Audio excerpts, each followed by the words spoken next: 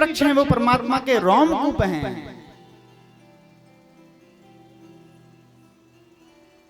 किसी में भी जितनी भी सुंदरता दिखाई दे रही है ना, वो परमात्मा की आकृति है। अगर आपको मोर नाचती हुई अच्छी लगती है ना, तो उसमें जो भी रंग भरे हैं ना, वो परमात्मा ने भरे हैं। हम कोई मूर्ति को जब देखते हैं ना, तो ये जरूर कहते हैं, वाह वाह कितनी सुंदर मूर्ति है, कितनी सुंदर तरीके से सजो करके बनाया है कलाकार ने।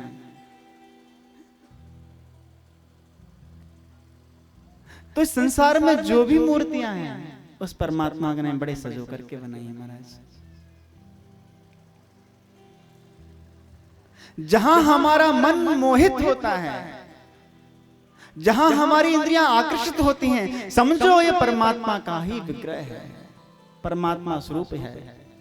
सोचने का विषय है, कोई कितना भी सुंदर हो, उसमें से परम तत्व अगर निकाल दिया जाए तो लोग क्या कहेंगे, अरे ले चलो, हो गई छुट्टी, सब मिट्टी रखी रह जाएगी, 2 मिनट में छुट्टी, कुछ नहीं। तो ये सब परमात्मा जब तक इस शरीर में विद्यमान है, इस मिट्टी के घड़े में, तब तक सब कुछ है।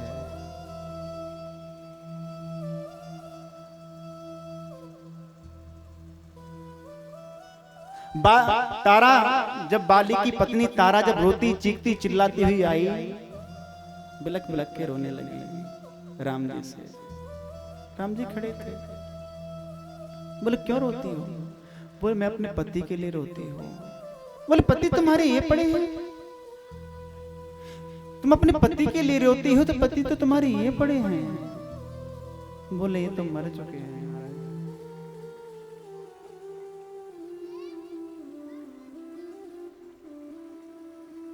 बोले आप पति के लिए रो रहे हैं तो ये पड़े हैं, ले लो। बोले मैं इनके लिए नहीं रो रही हूँ, इनके जो प्राण निकल गए उनके लिए रो रही हूँ। बोले वो तो कभी मरती नहीं है। नैनम छिंदन्ति शस्त्राणि नैनम दहति पावकः न चैनम किले दयन्त्यापो न सुरोषेति मारुतः। इसको आग नहीं जला सकती, इसको वायु नहीं सुखा सकती, इसको जल नहीं गला सकता। वासांसि जीर्णानि यथा विहाय नवानि ग्रहणानि नरो प्राणी तथा शरीराणि विहाय जीर्णानि अन्यानि संयाति नवानि देहि। जैसे हम पुराने वस्त्रों को त्याग करके नवीन नूतन वस्त्र धारण करते हैं, वैसे ही ये जीवात्मा पुराने कलेवर को त्याग करके, पुराने शरीर को त्याग करके नवीन नूतन शरीर धारण करता है।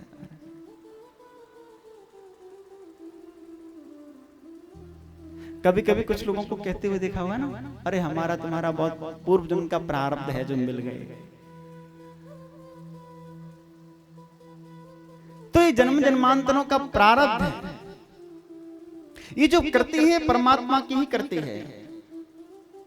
जो भी आपको दिखाई पड़ रहा है महाराज, कुछ भी हो संसार में, जहां तक आपका इंद्रियां जाती हैं, जहां तक आपकी नजरें जाती हैं, ये सारा जगत परमात्मा की माया से समलंकृत है, रचा हुआ है। गो गोचर जहां लगी मन जाई, गो गोचर जहां लगे मन जाई, गो गोचर जहां लगी मन जाई, गो गोचर जहां लग मन जाई, गो गोचर जहां लगी मन जाई, गोचर जहां लगे मन जाई, सो सब माया जानहु भाई, सो सब माया जानहि भाई, सो सब माया जानहु भाई, सो सब माया जानहि भाई। जहां तक हमारी इंद्रियां जाती हैं, इंद्रियों के विषय जाते हैं, वो सब माया है। आज है कल नहीं रहेगा। ये वास्तविक स्वरूप यही है। क्या बोलना पड़ेगा? राधा रानी सरकार की वास्तविक स्वरूप यही है कि जहां तक हमारी इंद्रियां जाती हैं, इंद्रियों के विषय जाते हैं, वो सब माया है महाराज। आज है कल नष्ट हो जाएगा। आज हमने भोजन बनाया और कल जाकर के बुझ जाता है महाराज। उस भोजन से बना हुआ एक शरीर है,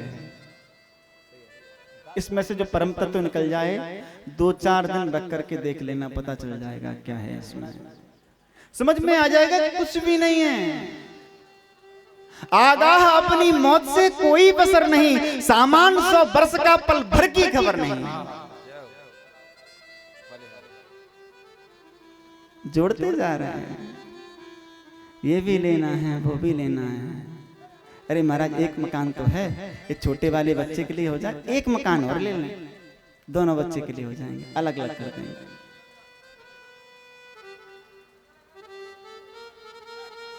जोड़ते रहो, तुम कितना जोड़ सकते महाराज, लेकिन जाना सब छोड़ करके है।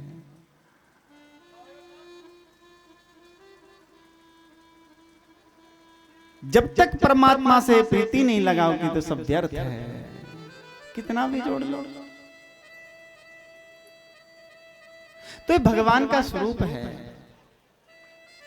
जिसने इसे सहजता में समझ लिया, जिसने इसका स्वरूप समझ लिया,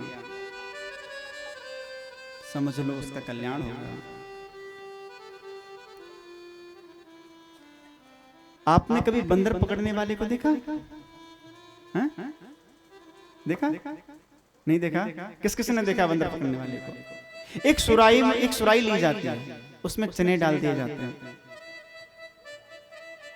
और बंदर उसमें से चना निकालने के लिए ऐसे करके ऐसे मुट्ठी करता है और ऐसे बांध लेता है। अब वो पकड़ने के लिए आता है तो बंदर चीखता है पर मुट्ठी नहीं छोड़ता है साहब। वो सोचता है सुराई ने मुझे पकड़ लिया है, वो ये सोचता सुराई ने मुझे पकड़ लिया है। उमादार जो सित की नाई, उमादार जो सित की नाई, उमादार जो सित की नाई, उमादार जो सुत की नाई, सबही नचावत राम गोसाई, सबही नचावत राम गोसाई, सबही नचावत राम गोसाई, सबही नचावत राम गोसाई। हम लोग नाच रहे हैं, ये सोच रहे हैं कि हम नाच रहे हैं, नचाया जा रहा है। ये जो माया है ना, माया का मतलब क्या है? मामा ने जो या माने नहीं, जो नहीं है वही तो माया है। ये माया का जो आवरण पड़ा हुआ है, घूंघट के पट खोल तो पिए मिलेंगे। ये घूंघट का पट खोलेगा कौन? आत्मा परमात्मा के बीच में जो माया का जो आवरण लगा हुआ है, ये जो माया का ही तो आवरण है। चुंबक लोहे को बड़ी सहजता से खींच सकती है, अगर उसमें बीच में आवरण डाल दिया जाए तो उतना अच्छा काम नहीं करेगा। तो वैसे ही हम भी परमात्मा के स्वरूप हैं, ब्रह्म स्वरूप हैं, लेकिन परमात्मा को क्यों भूले हुए हैं, क्यों भटक रहे हैं, परमात्मा को क्यों पहचान नहीं पा रहे हैं? क्योंकि माया का आवरण पड़ा हुआ है बीच में।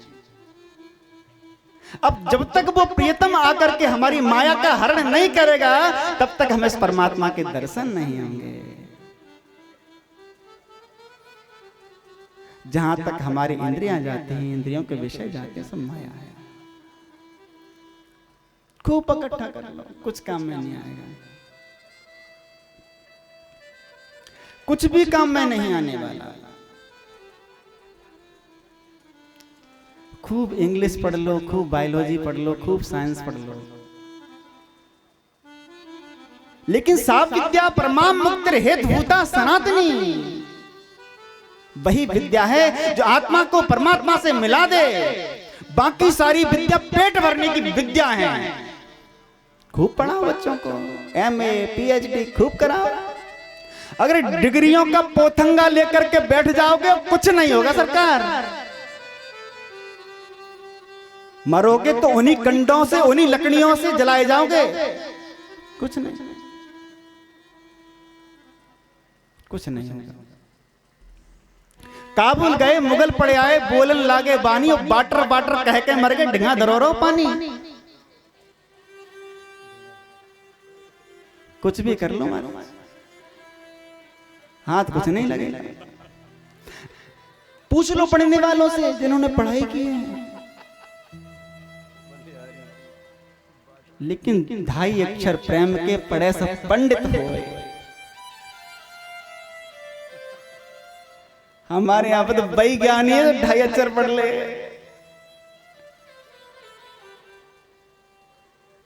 प्रीत की रीत रंगी लो ही जाने, वो ठाकुर जी समझते हैं।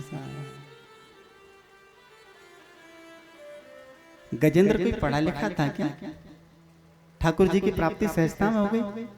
कौन से कॉलेज में पढ़ने गया था महाराज बताइए? कौन से कॉलेज में गया था? कौन सी उसने PhD की थी? कौन सा उसने डिप्लोमा किया था महाराज? लेकिन परमात्मा आए, दर्शन दिए। शबरी, कितना अध्ययन था शबरी का? कुछ नहीं, लेकिन राम जी चल करके आए।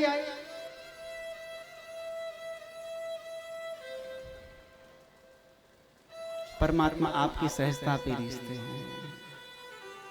आपका हृदय कैसा है, आपका समर्पण कैसा है। तो सब कुछ जो समर्पित करना है वो परमात्मा को करके बैठ जाओ।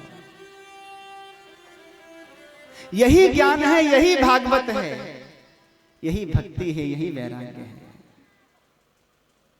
जब तक हम परमात्मा के होकर के नहीं बैठेंगे, चाहे हम कितनी भी कथाएं सुन लें, कुछ भी हो जाए, पर हम कुछ भी नहीं हैं।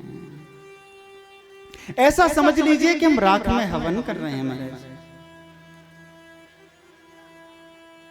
कि जिंदगी तो छोटी है, एक दिन जाना पड़ेगा। मौत जब आवाज देगी तो घर के बाहर निकलना पड़ेगा। ये जिंदगी किराए का घर है। कोई अपनी मर्जी से जी सकता है क्या? ऐसा कोई शख्स बता दीजिए। कोई नहीं जी सकता। जितनी चाबी भरी राम ने उतना चले खिलौना। जितनी चाबी भर दी है परमात्मा ने, पता नहीं। लोग कहते हैं हाँ चलो भजन कर लेंगे, कोई समय थोड़ी ना गुजर गया है। मैं 2 दिन से यही कह रहा हूं, आज तीसरा दिवस है कि भजन बचपन का विषय नहीं, भजन बचपन का विषय है। ध्रुव जी को 5 वर्ष की अवस्था में परम तत्व की प्राप्ति हो जाती है महाराज।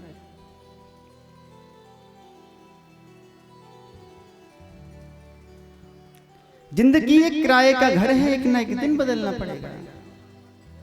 हैं?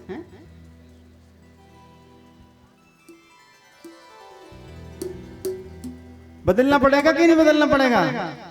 कि सब लोग सुनिश्चित रहने के लिए आए हो? किसको पता है कि जाना है ये बताइए? सबको पता है ना कि जाना है, तो समझ लो कि आज से ही लग जाओ।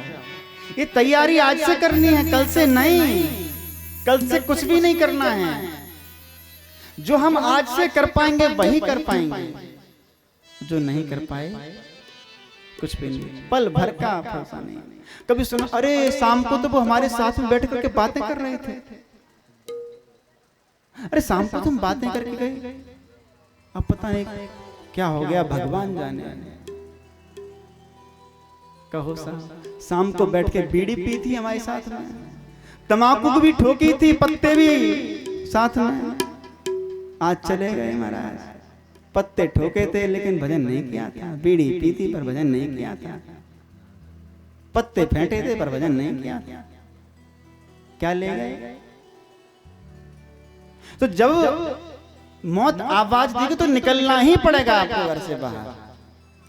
सच्चा ज्ञान जिसको ये हो जाए कि मुझे जाना है, मुझे परम तत्व के घर जाना है, परमात्मा से मिलना है, समझ लीजिए उसकी भक्ति सार्थक हो गई, उसका जीवन सार्थक हो गया महाराज। क्या बोलना पड़ेगा? राधे बोलिए भक्तवत्सल भगवान की जय हो। जय जय श्री राधे। जिंदगी एक किराए का घर है, एक ना एक दिन निकलना पड़ेगा। जिंदगी एक किराए का घर है, एक ना एक दिन निकलना पड़ेगा। जिंदगी एक किराए का घर है, एक ना एक दिन निकलना पड़ेगा। मौत जब तुझको आवाज देगी, मौत जब तुझको आवाज देगी, घर से बाहर निकलना पड़ेगा। मौत जब तुझको आवाज देगी, घर से बाहर निकलना पड़ेगा।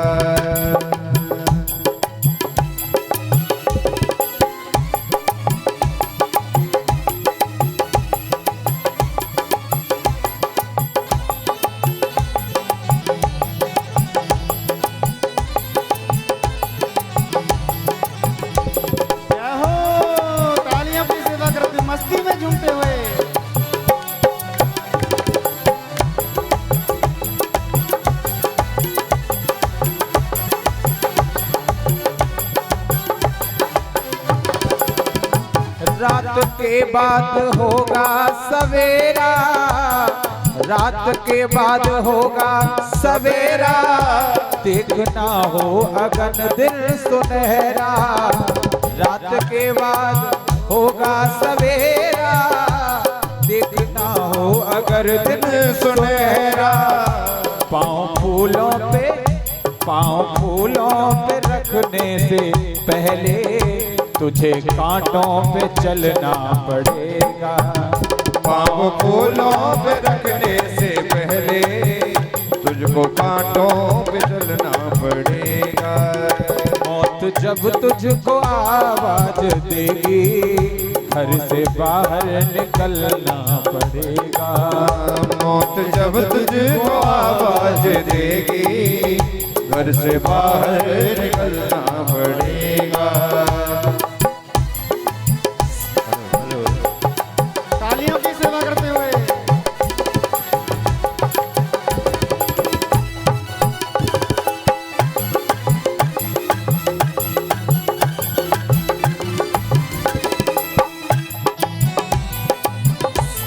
हेलो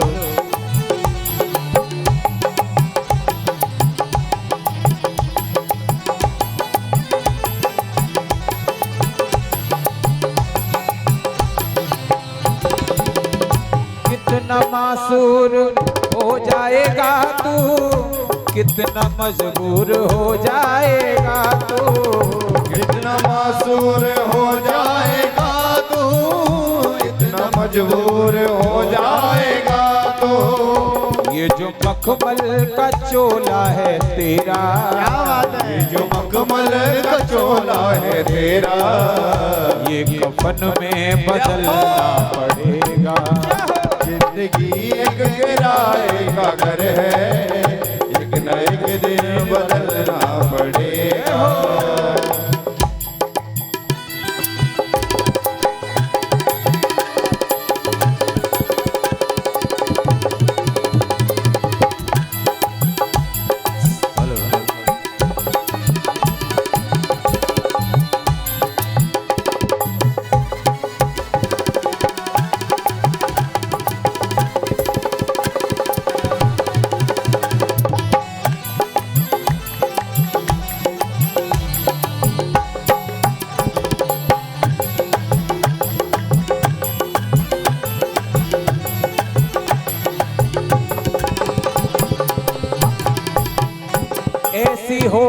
जाएगी तेरी हालत, ऐसी हो जाएगी तेरी हालत, काम आएगी ना तेरी दौलत, ऐसी हो जाएगी ना तेरी दौलत, ऐसी हो जाएगी तेरी हालत, काम आएगी दौलत ना ताकत, ऐसी हो जाएगी तेरी हालत, काम आएगी दौलत ना ताकत।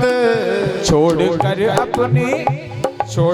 अपनी ऊंची हवेली, छोड़कर अपनी ऊंची हवेली, तुझको बाहर निकलना पड़ेगा, छोड़कर तुझको ऊंची हवेली, घर को बाहर निकलना पड़ेगा। जिंदगी एक किराए का घर है, एक न एक दिन निकलना पड़ेगा। जिंदगी एक किराए का घर है, एक न एक दिन निकलना पड़ेगा। जिंदगी एक किराए का घर है, एक न एक दिन निकलना पड़ेगा। जिंदगी एक किराए का घर है, एक न एक दिन निकलना पड़ेगा। मौत जब तुझको आवाज ताली बजा के गाइए, मौत जब तुझको आवाज दे, घर से बाहर निकलना पड़ेगा। मौत जब तुझको आवाज दे, घर से बाहर निकलना पड़ेगा, घर से बाहर निकलना पड़ेगा, घर से बाहर निकलना पड़ेगा, घर से बाहर निकलना पड़ेगा, घर से बाहर निकलना पड़ेगा, घर से बाहर निकलना पड़ेगा, घर से बाहर निकलना पड़ेगा। बोले सियावर रामचंद्र की, राधा रानी सरकार की जय जय श्री राधे।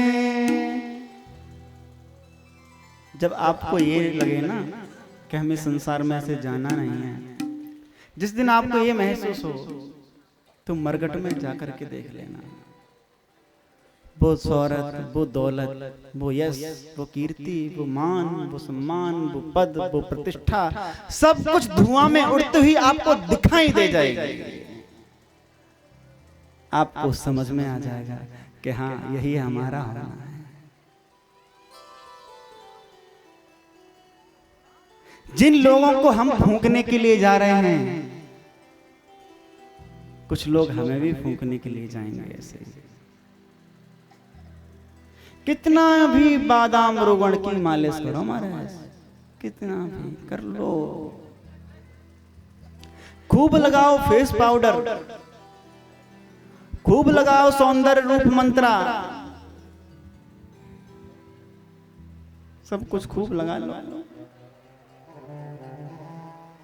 पियर्स, डब, हिमाम जितने भी आते खूब लगा लो भैया, लेकिन कुछ नहीं, सब धुआं में उड़ता हुआ दिखाई दे।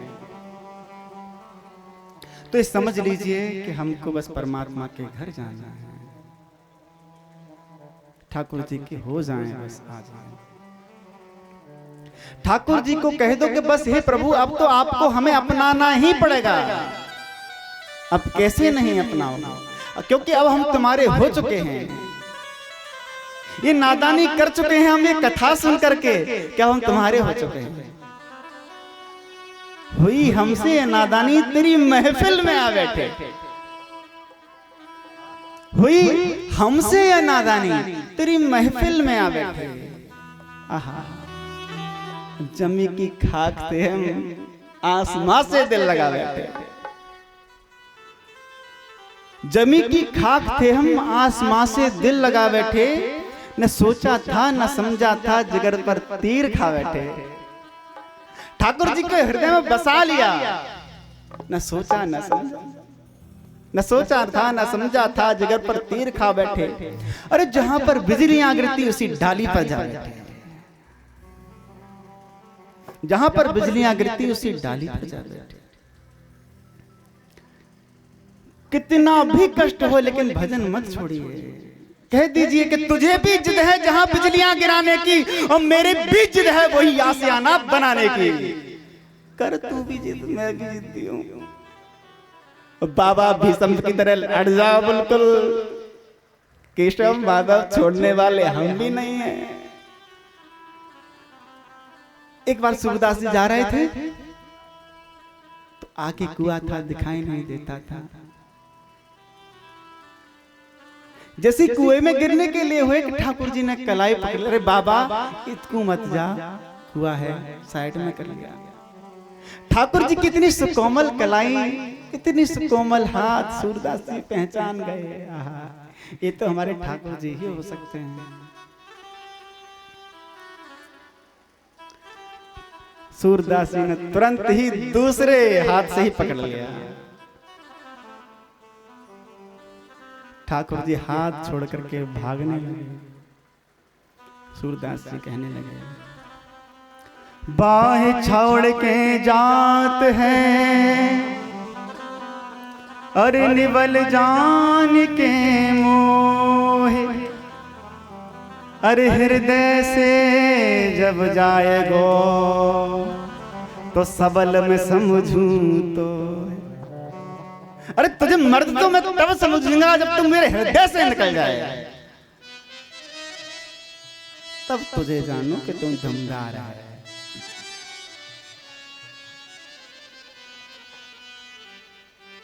तो अब ये बताओ, वास्तविकता में ठाकुर जी का होना, एक एक सब्जेक्ट क्लियर करते हुए चलना है हमको।